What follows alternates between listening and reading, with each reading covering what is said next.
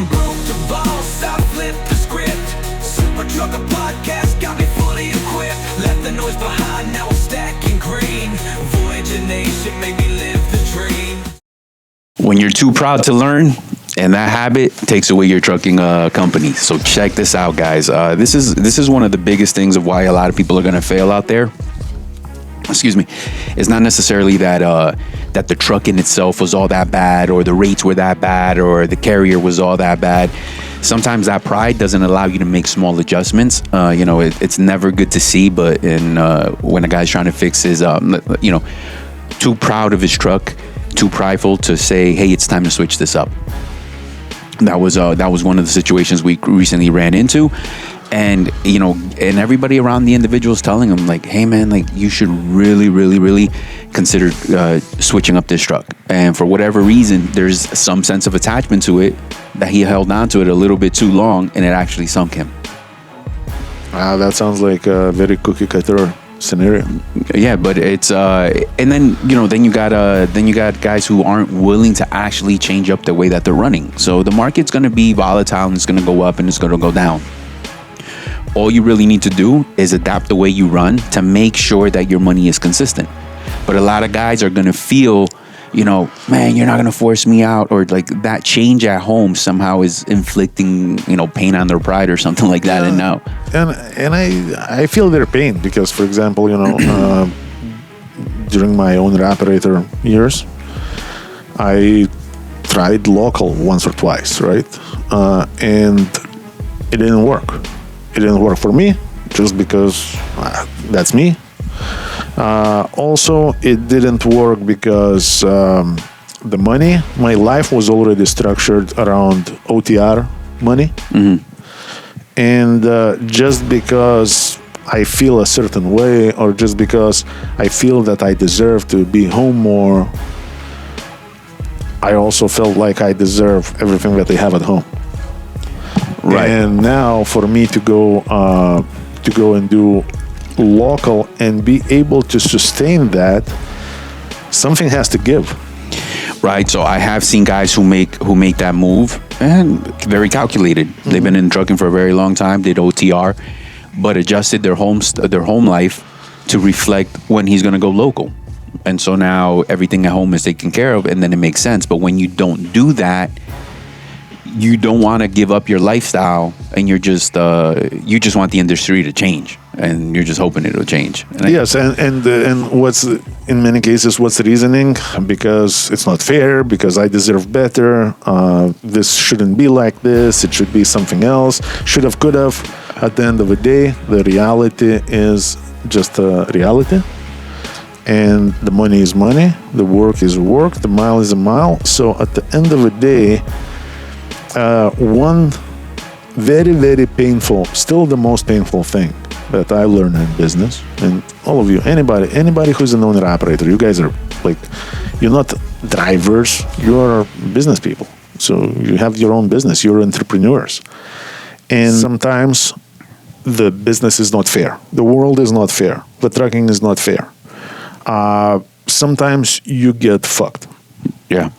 And it's very, very unfair. The question is, what do you do after you get fucked? Because that's just part of business from time to time. And you can do one of the two. Number one, minimize the losses and carry on. Keep your eyes on the target and keep on moving. Number two, shut the door. Quit in range. Just in the last, let's say in the last like 6 months or a year, right? That couple of situations that you personally have been exposed to. Right. How is that situation, for example, in Virginia with our trailer being stuck there for what, probably over a year? Yeah. Without any compensation. How is that fair?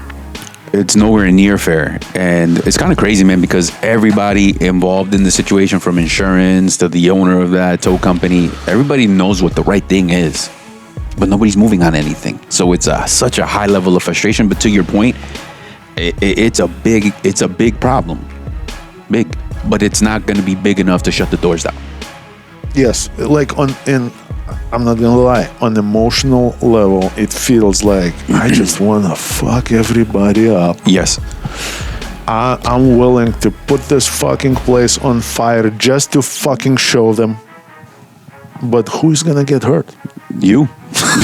Yeah, and so and I think that's the thing. The art of when you're going through shit like this is, as hard as it is, you have to be coachable again. You have to somehow be coachable, because even through that, managing that situation leaned on you on a couple of things where now you can see other avenues that you can push. But if you're just blinded by thinking you know everything and just your fury and, elevating my voice is going to resolve an issue, you got to know how to strategically push other buttons. But again, it's being coachable, looking at that situation.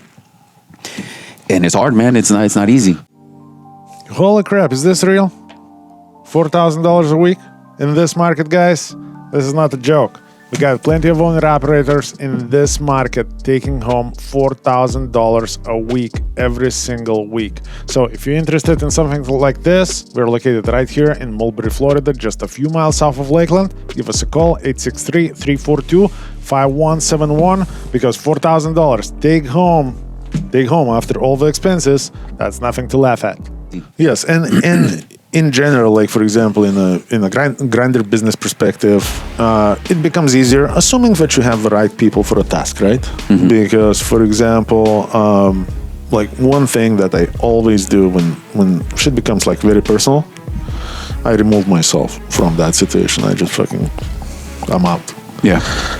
Because there are people that are way qualified to handle that situation, and we can handle that situation without a personal, emotional attachment to it, and though that situation will be handled more professionally. So let me give you an example. For example, you buy a tool, $1,000 tool from the Home Depot. Just to special order it, just to unpack it, to figure out it's a wrong tool, and now the package is already broken and everything else, and now you're going back to Home Depot to return it. Like, if you're not lying to yourself, you feel a little dumb. You feel a little. You don't feel that Home Depot caused this damage to you, right? Right. You ordered it. Why didn't I read that? Like, yeah. Yes, and but you go to Home Depot and you get in line to return that item, and you feel pretty safe that most likely we're just gonna take it back in and give you a refund, right? Yeah. Now imagine you buying that same item at some fly-by-night hole-in-the-wall store where the personally owner is making that order, selling you that stuff. When you go in line to return the item into the store like that, are you still like, do you feel as safe about your return as you are in Home Depot? No, not really, because that owner, there's a couple things, right? So forward thinking, now you're giving him something back that's used, and he's going to be like, how do I resell this? Mm-hmm. Because you made a wrong decision, this now has to be sold as an open item, and now he's going to lose profit on you didn't read the fine print, and that's your mistake, not his. And to him, that's huge, because, for example, in Home Depot's perspective, that $1,000 tool is peanuts. A lot of those tools is still going to be a lot of damage. Yeah, but also that person taking it back from you is just following a process. They're so far removed from. Yeah, no, they absolutely. Don't care. We're not looking at that situation. You motherfucker got the wrong tool, and now you're returning it to me. No, yeah. We don't give a shit. We just swipe, sign here, thank you, bye, have a good day. Which car do you want it on? Is it broken or is it not? Okay. Yes, yeah. But I think that's what also helps businesses like Home Depot to grow big. So in a trucking perspective, at least the way I see it, for a trucking company to grow big, you have to also be as professional as Home Depot is. You cannot bring your own personal feelings and emotions into the game, or else you are going to be one very toxic place. Yeah, and that's at multi levels of trucking. It's going to be the driver getting unloaded with the shipper receiver. It's the dispatcher. It's yeah, for sure. Yeah, and who wants to deal with emotional business, right? Business should be just business, black and white. Yeah, and unfortunately, it's not always that. Unfortunately, sometimes it hurts, and it hurts a lot. But one thing that you can do is to just burn it, just to show them all, or you can kind of carry on. Carry on and keep pushing, man. Like, and keep it alive. Like, what else can you do, right? For as long as you can, absolutely. Yeah. Yeah, for sure. So that's that. One other thing I was gonna say. Just recently, I saw a comment. So under one of our videos, like recruiting videos, and somebody made a comment like, "This company is a scam. We are no good because we charged the insurance deductible for the trailer damage." And I'm reading it and I'm like, what the fuck are you even talking about? What, like, in what world that's unfair? Yeah, everything has a deductible. Like, yes, that's just because normal business. It's not like nobody's trying to adopt you here. You're a businessman, and you got this trailer in a good condition. You brought it back in, bent threefold, and now what is it that you expect? No, yeah, because like at the end of the day, man, like, see, this is the part emotional, right? Because it's like, listen, man, like, we didn't ask to be here. How about don't break our shit and we don't pay a deductible? That's easier. Yes, but also the individual who have no experience with a company, have no experience with a situation, you would expect at least common sense decision, right? So hold on. So you broke their trailer, and we did what? Oh, charge you with insurance deductible. That sounds about right. but people have audacity to go out there and talk shit based on someone else's bullshit. I bet you know what they didn't put? The pictures of the damage they did. Of course. None of that was there. Yeah. and somehow, so the company that wants to have a nice equipment for the next owner operator who is business minded, Yeah. is the bad, but the idiot that broke that trailer and wants to get away with that, because that's what it sounds like, right? So according to that situation, it sounds like he had the right to break it because it's not his trailer, and so he broke it. So it's company's trailer, so the company should pay for it. Yeah, I mean, I don't know, man. Like, or he can buy a few trailers, lease them out, and never charge people for damage. That would be pretty awesome. I would be his customer. And here we go. And then, and the day he does, like, then he's a big O. I don't know. Like, that's what I'm saying, man. Like, desperation leads for things when people can't have that. Man, just be accountable for yourself and your actions. Like, just move past it. If fucking shit happened, pay the deductible, yeah, and move on. Because I would even get like something like a little bit more emotional would be you took a trailer, somebody else broke it because you left it parked, and then you came back, it's broken, or there is a hole in the wall, and now even though you're still responsible because you took this trailer out of the parking lot in a perfect condition, and now you bring it in with a hole in the wall, right? At least then you have some sort of like maybe emotional justification to kind of feel in the wrong, even though it should still be pretty logical to understand that for company, like, okay, it's not you who did it, but you had that trailer at the moment. So who did? Show me who did, and we'll deal with that. Yeah. Right? Yeah. So at least in that case, I would say to be a little bit emotional would be at least human. Maybe not very reasonable, but at least human.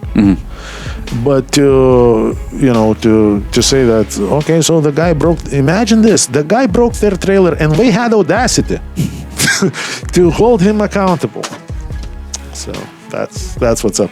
That's emotional things that makes this business a little difficult sometimes.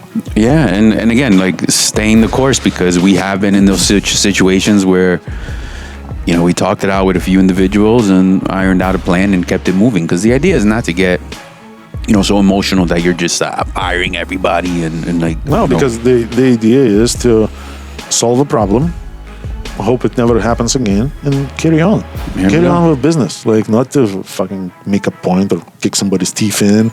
None of that. Just let's just be responsible adults and do some good business. So here we go, guys. All right, guys. Be safe out there.